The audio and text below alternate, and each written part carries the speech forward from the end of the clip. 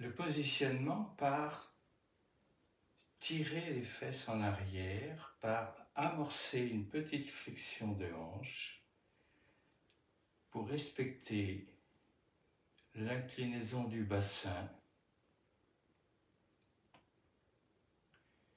et surtout pour ne plus se redresser et se reprendre en main. C'est, en termes de yoga, c'est je m'incline.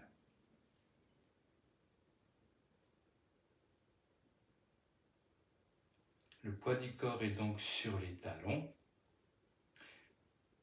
Catherine, la semaine dernière, a terminé par Akini Mudra, et moi je vais commencer par Akini Mudra, les deux sont possibles, où le bout des doigts en contact, et ce sont les mains qui, en descendant, écartent les coudes et nous aident à placer les cervicales et à amorcer la descente et l'élargissement des omoplates.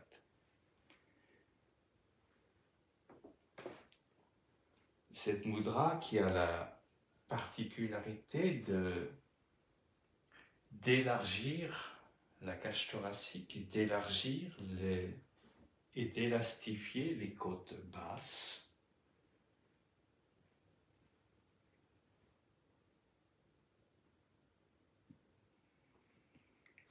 C'est donc une mudra qui était utilisée sans savoir par les vieux curés autrefois qui montaient en chair et mettaient leurs mains comme ça, pour que leur voix porte davantage sans qu'ils aient à la forcer.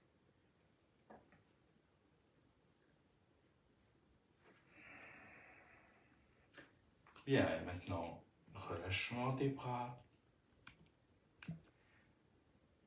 Je laisse bien le poids de mon corps sur mes talons.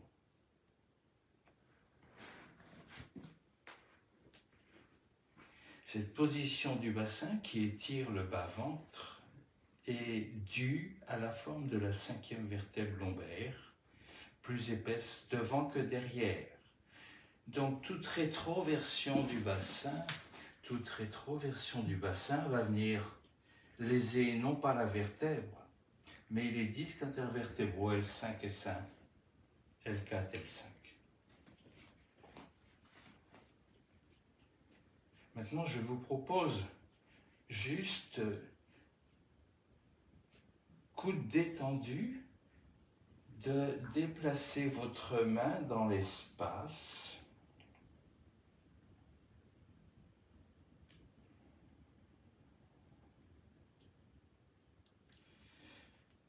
Ce déplacement de la main décrit une courbe qui s'appelle la circumduction. Tous les possibles de la main dans l'espace. Et maintenant, je vous propose de faire la même chose, coude bloqué. Et de constater peut-être que c'est beaucoup plus délicat et que la mobilité de l'épaule est moindre. Donc, c'est pour cela que Catherine nous a fait faire ce mouvement, coude fléchi, délibérément fléchi pour qu'il n'y ait pas de compensation ni de blocage, le bout des doigts sur les clavicules. Et maintenant, on monte les deux coudes, on les emmène en arrière. Observez la respiration qui se fait au fur et à mesure du mouvement.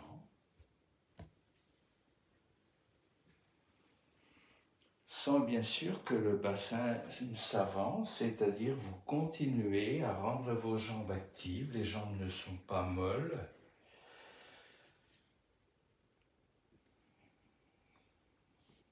Et il y a un petit creux au niveau des plis de laine, comme on le voit sur les jeunes enfants, quand on les regarde de profil et qui sont parfaitement plantés sur leurs talons. On peut inverser. Donc ce mouvement, ne vous en privez pas, puisqu'il restitue à notre ceinture scapulaire tous les possibles du déplacement de la main dans l'espace. Et c'est une excellente préparation pour chacun avant de faire des postures, on appuie sur les mains. On terminera toujours en arrière, parce que en arrière, sans qu'il y ait projection de côte, ça aide à monter le manubrium, le haut du sternum.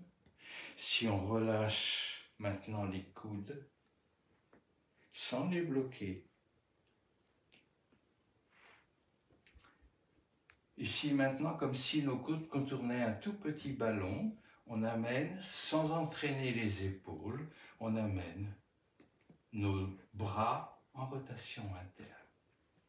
Je dis bien nos bras et non pas nos avant-bras, ce qui va produire une cassure au niveau des poignets. Nos bras, les avant-bras suivent. Si yoga, c'est aussi conscience, c'est important de comprendre, de ressentir ce qu'on fait, comment on le vit dans son corps et comment notre corps va mettre en évidence nos compensations habituelles dans l'utilisation qu'on en a. Venir en équilibre. Venir en équilibre n'est pas soulever un pied.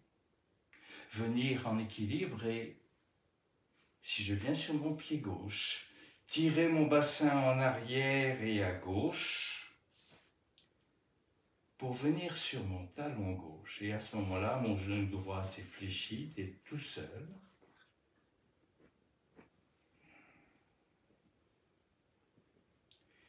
Et si je suis véritablement sur mon talon, si je ne suis pas en train d'essayer de me redresser, si je suis véritablement sur mon talon, alors je vais être stable, parce que l'avant-pied a toujours ce petit mouvement de bouger, de tourner. Maintenant, je vais être conscient de la manière dont je lève mon pied. En fait, je ne lève pas mon pied, mais j'avance mon genou, très très légèrement ouvert, sans rien forcer pour ne pas perturber le bassin, on reste dans la hanche. En conscience, parce que très souvent, on voit ceci. Je lève ma jambe avec mon dos, avec mon bassin, avec mon dos, au lieu de faire une petite flexion de hanche qui me permet de monter mon genou, cheville détendue. Le coude n'est pas bloqué. Le coude est fléchi très légèrement et c'est mon coude qui tient ma jambe de telle manière que la hanche puisse se détendre. Le genou gauche, le genou d'appui est tendu, c'est-à-dire la rotule est remontée.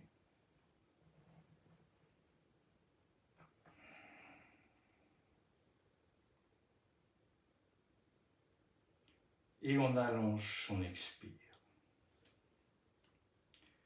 Le regard à 3 mètres vers le sol.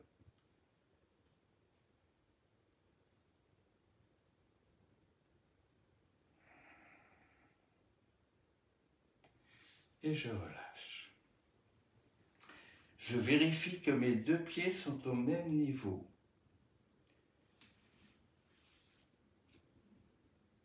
Et j'observe comment le corps se place sans que je me reprenne en main en tentant de me redresser.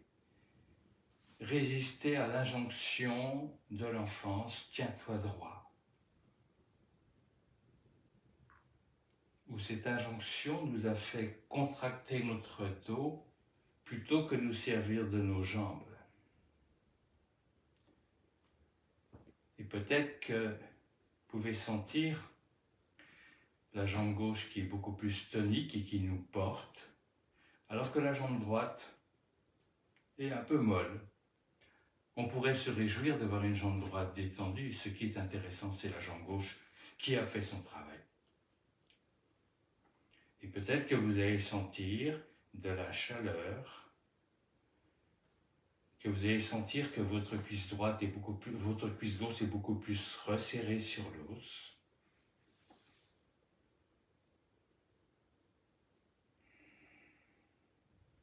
Et changement de côté. La jambe droite tire mon bassin en arrière et à droite pour que mon nombril soit juste au-dessus du pubis. Très souvent, on a des déplacements qui se font comme ça, avec les épaules, au lieu du centre de gravité. Je prends mon temps. Je perçois que ma rotule remonte. Et je peux commencer à avancer mon genou très légèrement ouvert en restant bien sur mon talon.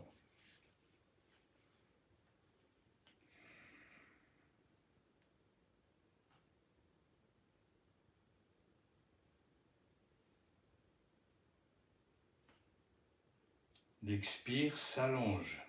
Petite suspension à la fin de l'expire.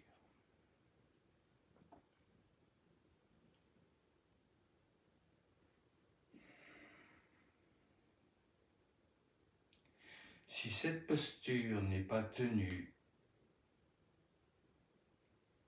si on part tout de suite dans la posture de l'arbre, qu'on va risquer de prendre dans la précipitation sans avoir cette conscience de qu'est-ce que c'est que l'équilibre. Donc c'est une posture qu'on va tenir plutôt que de la laisser nous posséder. Dans notre société, beaucoup de nos élèves n'ont pas d'équilibre.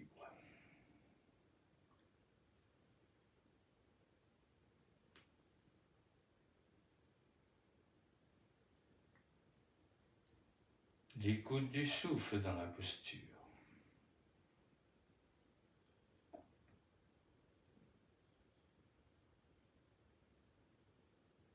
Trouvez la stabilité. Si le genou droit est fléchi, vous n'aurez pas de stabilité.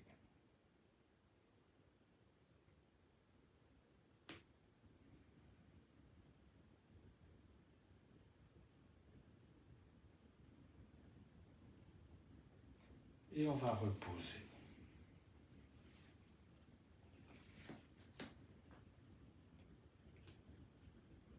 Toujours résister à nos habitudes de se reprendre en main, de se tenir droit. C'est-à-dire, ça n'est pas 180 degrés au niveau des plis de laine, c'est légèrement creux pour que le bas-ventre soit étiré.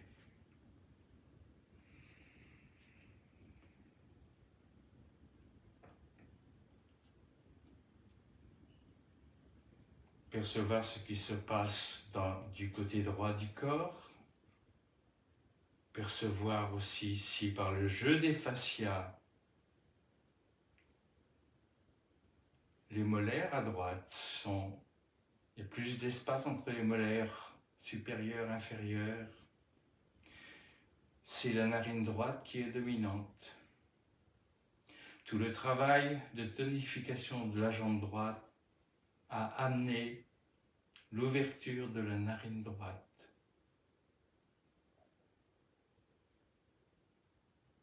Et cherchez à retrouver l'équilibre, cherchez à ramener votre nombril au-dessus du pubis en utilisant vos jambes.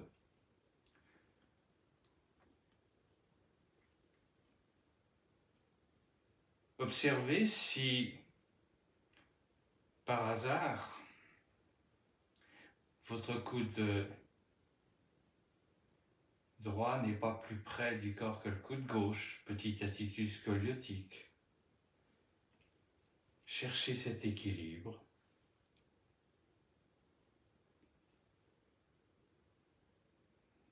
Allongez l'expire, faites une suspension de souffle à la fin de l'expire. et laissez inspirer en humant le parfum de l'air qui pénètre et rafraîchit vos narines. Bonne pratique, Shavasana, si vous le souhaitez.